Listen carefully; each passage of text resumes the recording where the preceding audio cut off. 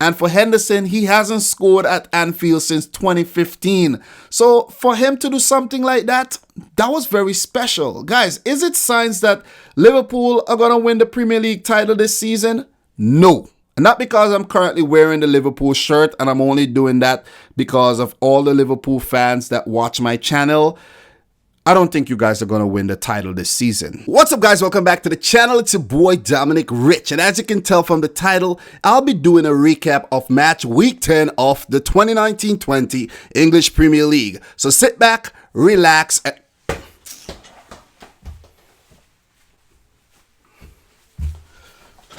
Sorry for that. So sit back, relax, and enjoy. So guys, despite me having a very lucid dream about doing the match week 9 recap, I wasn't able to pull it off. Some things came up, and you know what? Why am I explaining myself? I'm human, I have a life, I have responsibilities, and sometimes I just can't show up. So what I'm going to do right now, I'm going to do a quick recap of what went down in match week 9. So I'm just going to run through all the results of the 10 fixtures that has already gone. So Everton 2, West Ham 0. Everton really needed that win. They are still under a lot of pressure, but we'll get to that. Aston Villa 2, Brighton 1. Tottenham 1, Watford 1. Watford, they were on course to pick up their first win, but they just couldn't hold on.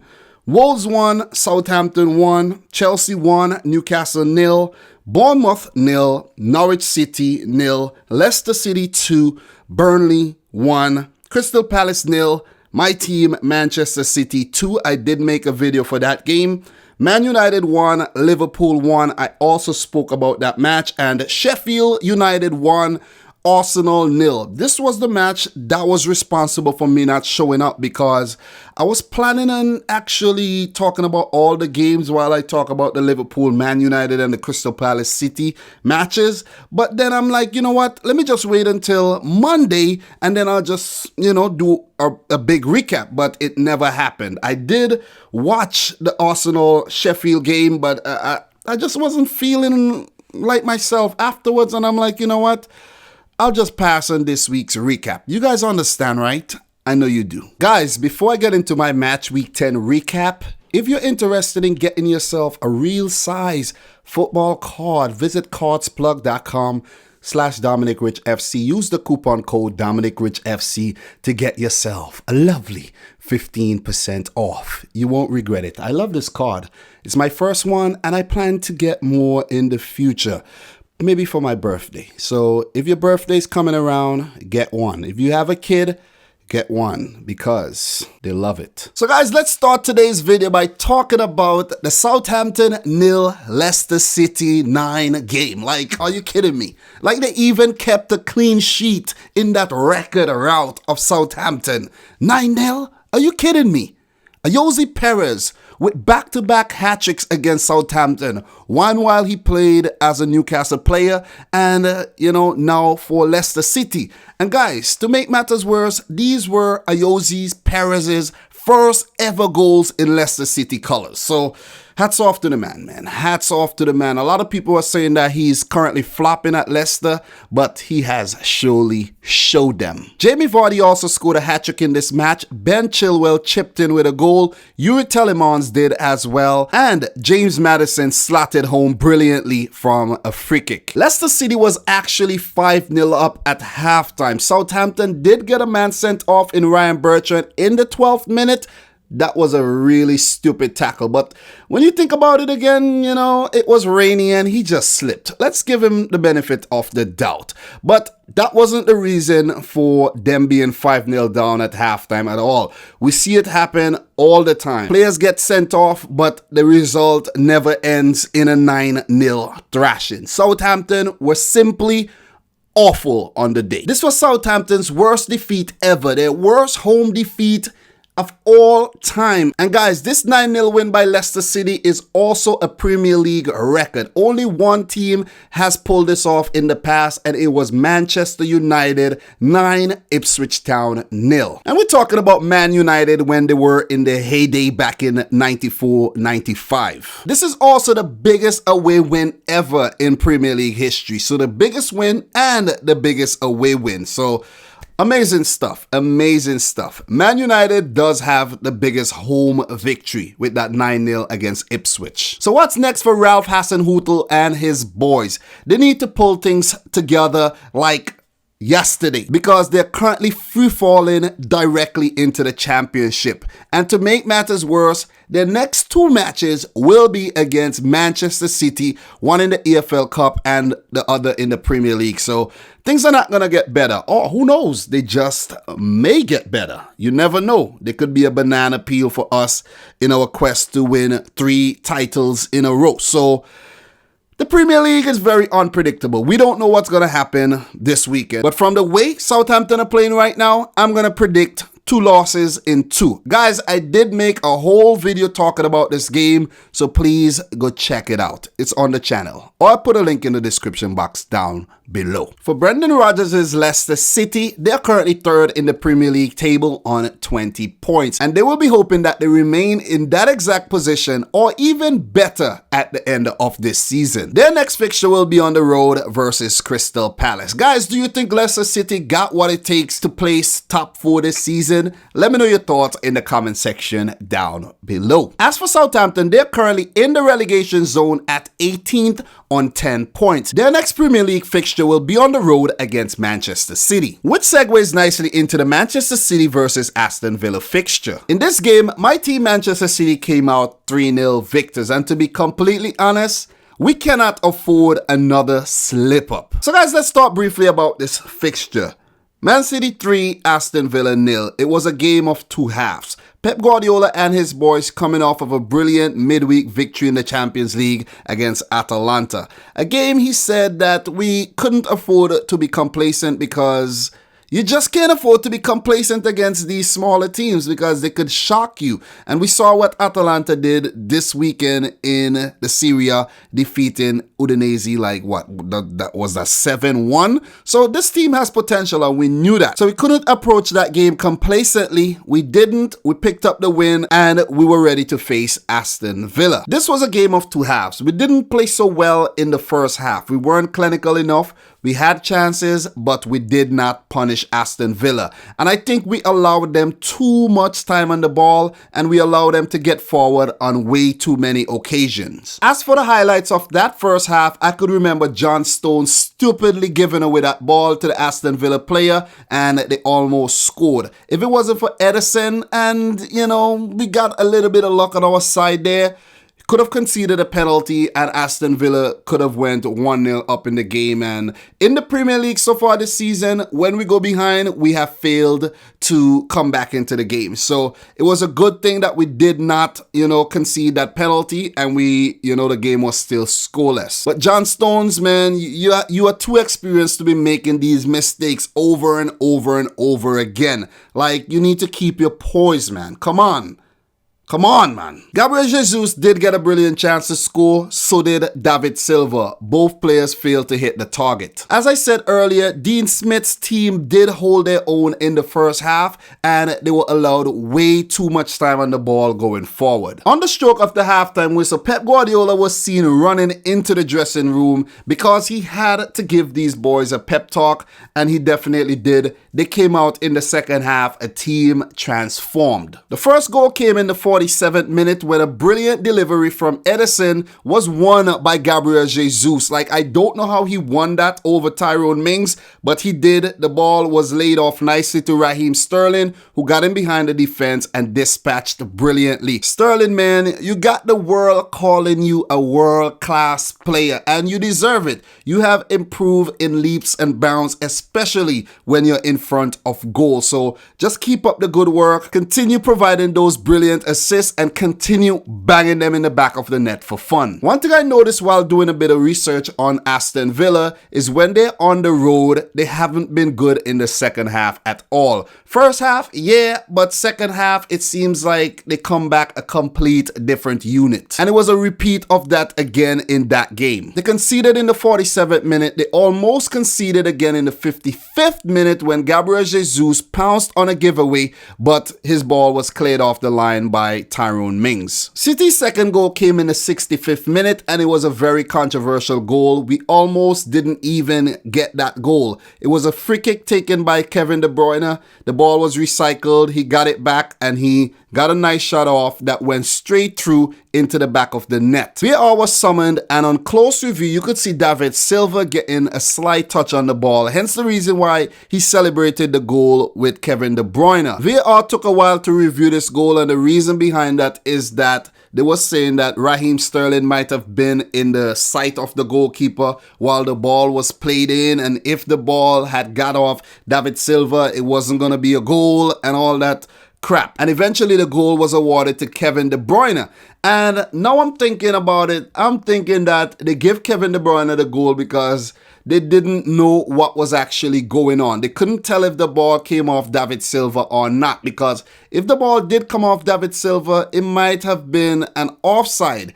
And later on, the goal was given to David Silva. And now when you think about it, it maybe should not have been a goal according to the rules. So VAR, I think, got it all wrong there. But, you know, we needed that luck. VAR hasn't been kind to us this season and last season, so we'll take anything we can get. City's third goal came courtesy of İlkay Gündoğan in the 70th minute, and that was actually his first Premier League goal of the season. He also had a brilliant game. Well, he also was brilliant during the Champions League match in the middle of the week, and again. So if he continues like this, man, I'll be saying better things about İlkay Gündoğan going forward. We saw Foden, Angelino, and Aguero coming on as substitutes in this match before Fernandinho picked up a second yellow and got sent off. When you think about it, it was a harsh yellow card. You know, maybe the referee should have just, you know, talked to him or something. It was quite harsh because there was a similar situation where Grealish should have picked up a second yellow or a yellow card and he didn't get it. So you got to be fair across the board, referees. Come on. But then again, the player should have stayed switched on and made a better decision than he did. But thankfully, he won't be missing the Premier League game against Southampton, but he will miss the EFL Cup fixture. Before the final whistle came, Gabriel Jesus did struck the crossbar, and immediately down the other end, John McGinn hit the post. I don't know how he didn't score there, but he should have. So hard luck to Aston Villa for not picking up a goal in that game. They came out, they tried their best, but on the day, Man City were the far more superior team. So good W, man, good W.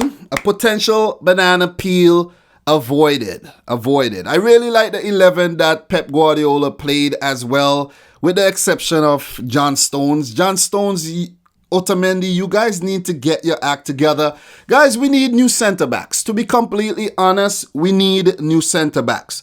Laporte is world-class, but Otamendi and John Stones got way too many errors in them. Way too many mistakes, man. Come on, too error-prone. We need a more class defender here. Seriously, I know Otamendi isn't lasting another year at Manchester City at all. And now with Rodri injured, Fernandinho, you know, he has to manage his workload as well. We have no other choice but to play Otamendi and Stones. Maybe Pep Guardiola need to try the youngsters. You never know what you're going to get. But at left back, Benjamin Mendy played a third straight game in a row. He came off, well-needed rest. He played well, I think. He didn't have the best game, but he did play okay. Right back, João Cancelo put in another good shift. He came in for Kyle Walker, who played the Champions League match. Gündoğan was sublime in the number 6 position. Kevin De Bruyne and David Silva were their brilliant selves, especially Kevin De Bruyne. David Silva had a so-so game, but Raheem Sterling, another world-class performance. Gabriel Jesus, he was good on the day as well. And over in the right wing position, Bernardo Silva did not have his best of games, but he was still quite effective. I'm really loving what Pep Guardiola is doing in terms of rotation rotating the players. One week it's Mahrez, the other week it's Bernardo, and then there's Aguero and Gabriel Jesus rotating. We have Phil Foden to rotate in the middle of the field. Mendy and Angelino could rotate in the left back positions. Alexander Zinchenko, who qualified for Euro 2020 with Ukraine, is currently injured, and he is suffering from a knee injury that he sustained while bending down on one knee to propose to his girlfriend. So I'm only joking with that one, guys. That's not true. But he would be out for maybe a month or so. There's also rotation in the right back position between Cancelo and Kyle Walker. This team has so much depth, and I do believe that we will go on to win a third successive Premier League title. With that win, Man City are currently second in the table on 22 points, 6 points behind table toppers Liverpool. Our next fixture will be at home against Southampton. Ooh, could we see a 10-0? Never know, maybe. As for Aston Villa, who are currently 15th in the table on 11 points, they will face Liverpool at home in their next fixture. Good luck. You're in for something. Playing City and then Liverpool. Not good for your confidence at all. Before I go on to the next fixture, I just want to share a few insights with you. Manchester City have won their last 10 Premier League home games against Aston Villa by an aggregate of 33-4. It's their joint longest winning run at home versus a single opponent in Premier League history. Also currently 10 wins versus Newcastle. So we just simply love to play Aston Villa at home. Another insight for you. Pep Guardiola has lost just one of his 20 Premier League matches against newly promoted teams as Manchester City manager. And guess who that one loss came against? It came against Norwich City this season. And for the final insight, Aston Villa have lost 14 of their last 15 away games against Manchester City in the Premier League, with 9 different managers suffering a loss while in charge in this run. Crazy, right? Arsenal 2, Crystal Palace 2. Arsenal coming off of a 1-0 away defeat to Sheffield United, and they do this. They almost lost midweek against Victoria Guimaraes in the Europa League. It needed a brilliant display from their record signing Nicolas Pepe to save them, and then they do this again today. Going 2-0 up in 9 minutes, courtesy of goals by David Luiz and Socrates Papastatopoulos, and then they give up that 2-0 lead. Like, Arsenal, you got to be kidding me. You got to be kidding me. Goals by Luka Milivojevic from the penalty spot. He has now scored maybe 95% of his Crystal Palace goals from the penalty spot. And then a second half goal from Jordan Ayew, a player that a lot of people underestimates, and he always pops up and give you that winner. At least he's been doing that for Crystal Palace this season. And I said winner. Well, this time it wasn't a winner, it was a leveler, but it surely must have felt like a win, because after being 2-0 down, you could kind of fall off and give up more goals. But this Roy Hodgson team is very, very gritty. They fought well, they came back, and bam, they picked up a well-deserved 1 point in that London derby. But Arsenal, you guys deserve licks, man. Come on, you can't be giving up leads like this.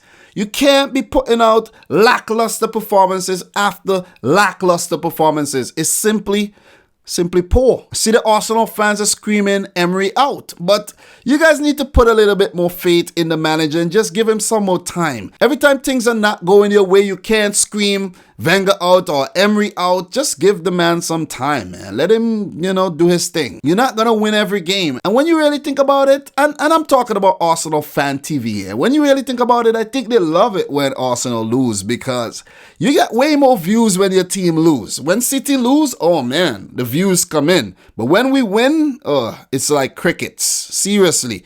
When we lost, like one of my videos, it did well. But when we won 8-0 against Watford, I'm like, where are the spectators? Where are the viewers? So if you guys want to hear more on this game, go over to Arsenal Fan TV and you will be entertained. But here, I have no time for Arsenal, seriously. With that draw, Arsenal are currently 5th in the table on 16 points, and they will face Liverpool in their next fixture at Anfield. That will be an EFL Cup fixture, and I'm going to say this right now. If Liverpool plays their youth team like they did in the game against MK Dons, and Arsenal play the same team that they played in their last EFL fixture, I can't remember who they played, Arsenal are going to win this game. Seriously.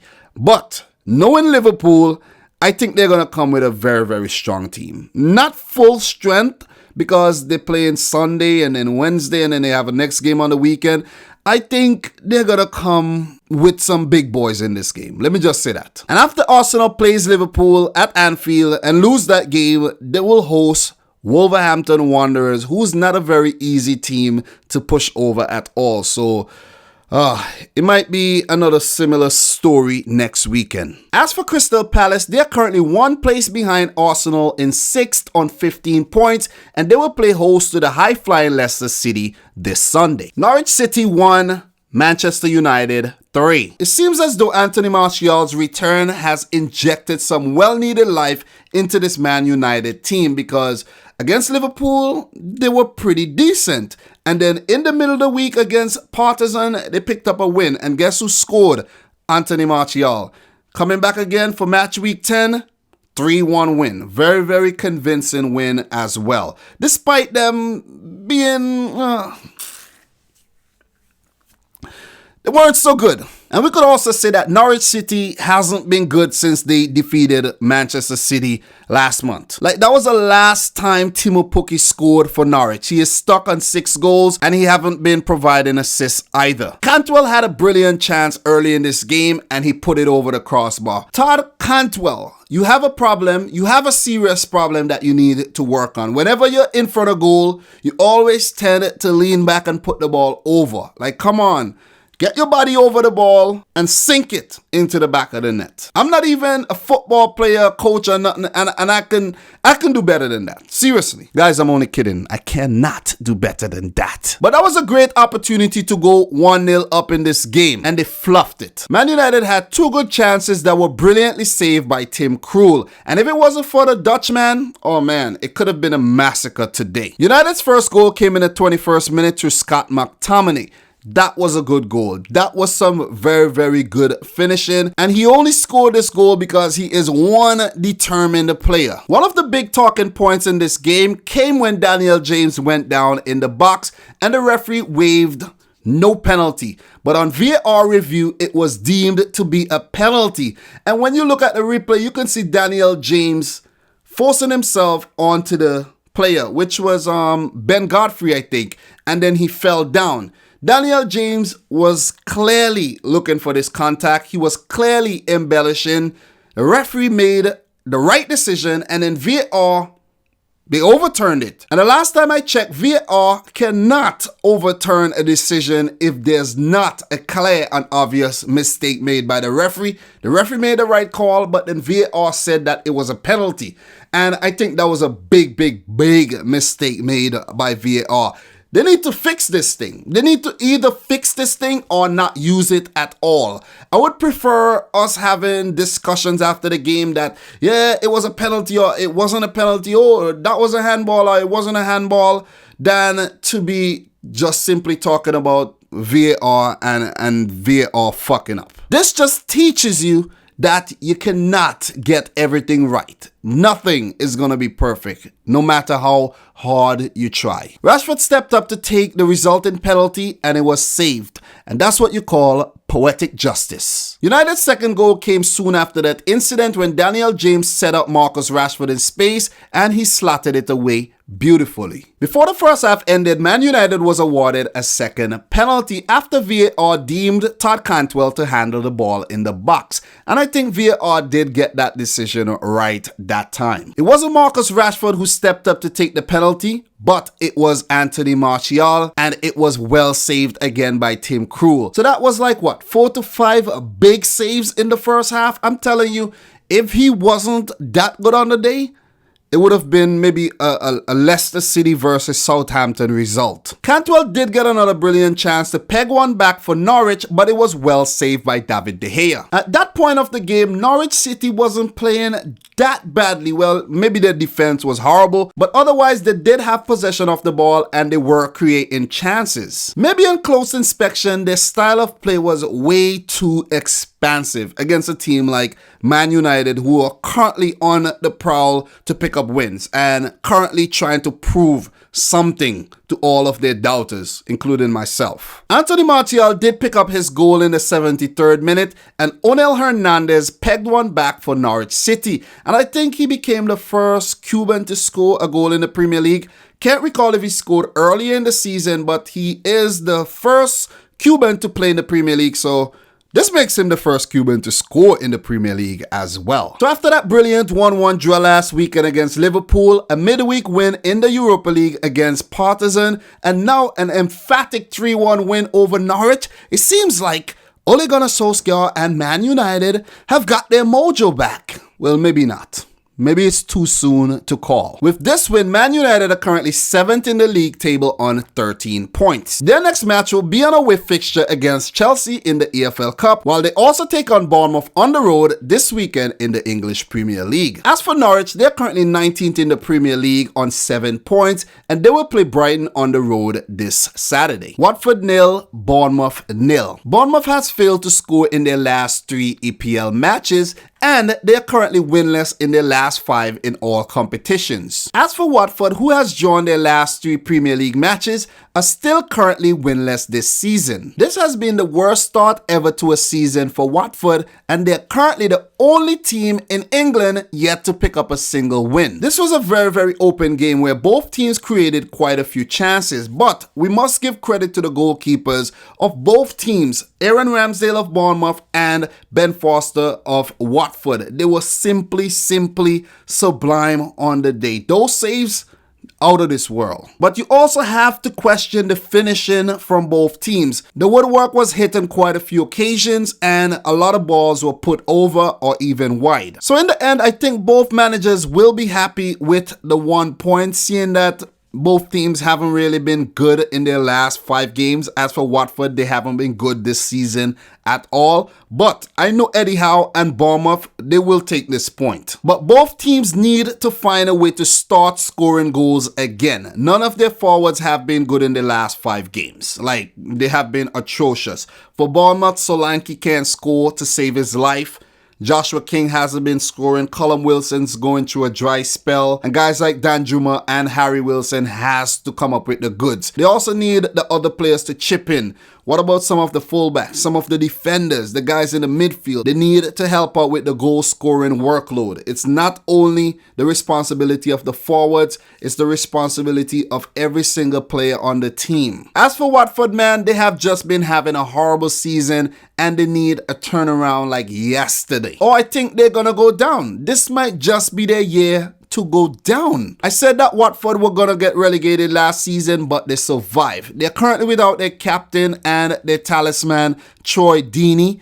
And if he doesn't return from injury before the year is up, I think they're gonna go down, because it seems like these other guys, Andre Gray and Delafeo and Danny Welbeck, he's picked up an injury. Ismail Assar and all these guys, seems like they're just playing games. But when you think about it, this is kind of good for Watford though. Not the players, but the board. They do not treat their managers very well at all. And who knows, maybe they need to go back down for them to learn a valuable lesson. As for Watford, who are currently glued to the bottom of the Premier League table on 5 points, they will take on Everton in the EFL Cup, while they will play host to Chelsea in the English Premier League on Saturday. And that's not an easy fixture at all, because Chelsea has been on fire lately. Have you been keeping tabs on Chelsea, guys? Because they're looking good. They're currently gelling, and a lot of people are saying they could be dark horses to win the Premier League title this season. And I said dark horses not because it's Chelsea, but because Frank Lampard and the youthful players that he is fielding. As for Bournemouth, they're currently 9th in the Premier League table and they will play Man United in their next fixture. And to give you some insights on this match, Watford have become the first team to fail to win any of their opening 10 games to a Premier League season on 2 occasions, with the Hornets also doing so in 2006-07. Bournemouth have failed to score in 3 consecutive Premier League games for the first time since December 2017.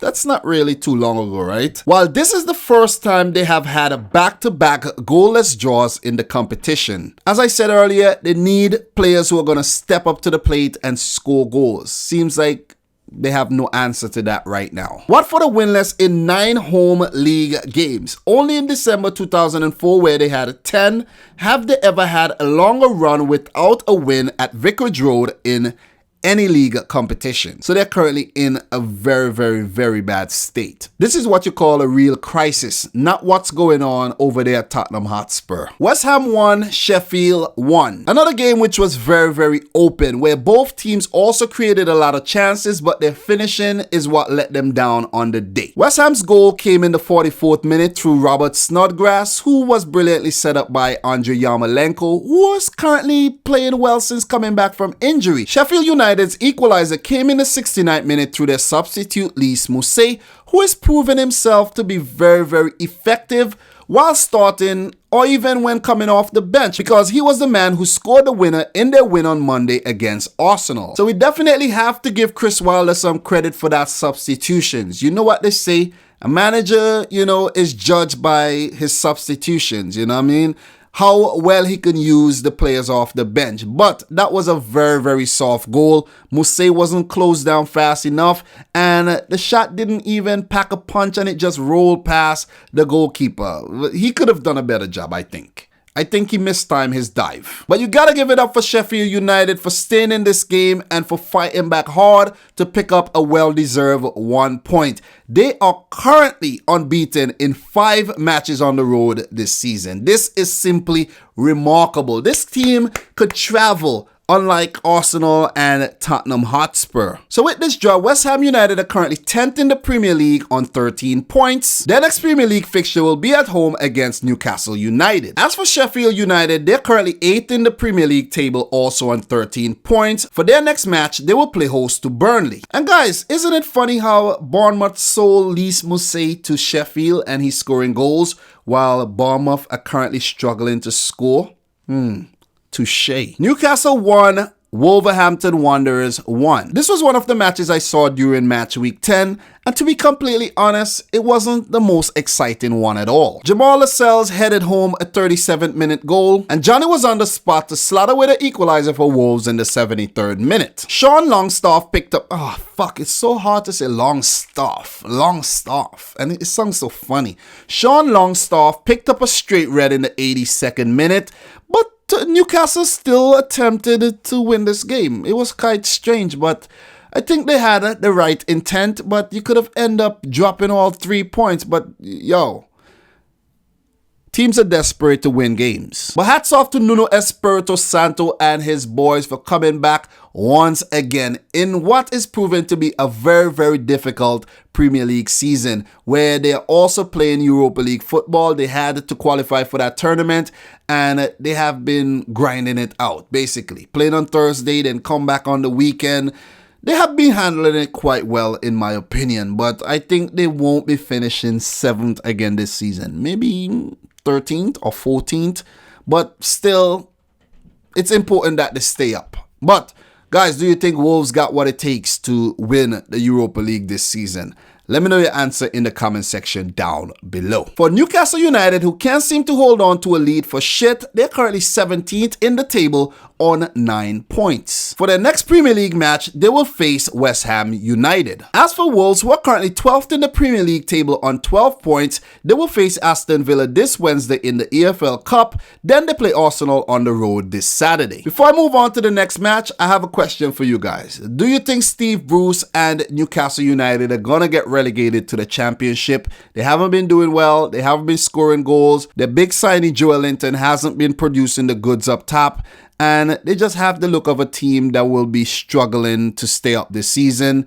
And maybe in the relegation battle, around like week 32. What do you think? Let me know your thoughts down below. Brighton 3, Everton 2. Brighton scored first in this game in the 15th minute through Pascal Gross's free kick. Then Everton equalized 5 minutes later through a Webster own goal. Substitute Dominic Calvert-Lewin scored immediately off the bench to give Everton a 2-1 lead. But a few minutes later, disaster struck for Everton when Michael Keane was deemed to bring the player down in the box. VAR had to be called upon, and on close review, they made the right call. He stepped on the player, he went down, penalty. Up stepped the Frenchman Neil Maupay to beat Jordan Pickford in goal. Pickford has been brilliant when it comes to defending penalties, but he had no answers on the day. With the game level at 2-2, I think at that point Marco Silva would have taken the 1 point. But Everton went on to drop 3 points when they failed to handle Leandro Trossard, who ran at their defense and with a brilliant cutback forced an own goal out of Luca Digne. But when you really look at it, Glenn Murray or whoever was at the back post would have tapped it in anyway, so you can't really blame Digne. He was just trying his best. But Everton's poor form this season continues. Do you guys think Marco Silva will get sacked before the end of November? Let me know in the comment section down below, because they haven't been good at all. For Brighton and Hove Albion, they're currently 14th in the Premier League table on 12 points, and they will play host to Norwich City in their next fixture. For Marco Silva and Everton, they're currently 16th in the league on 10 points, and they will play host to Watford in the EFL Cup this Wednesday, and then on the weekend, they will take on Tottenham at home. That's not going to be easy, so all the best, Everton. Burnley 2, Chelsea 4. This was definitely one of the best games this weekend. Chelsea smashing Burnley 4-2. Christian Pulisic picking up his first Premier League goals for Chelsea and his first ever career hat-trick. So it seems as if Christian Pulisic is finally silencing his critics. Or maybe not. It's kind of still too early. One hat-trick isn't going to silence your critics.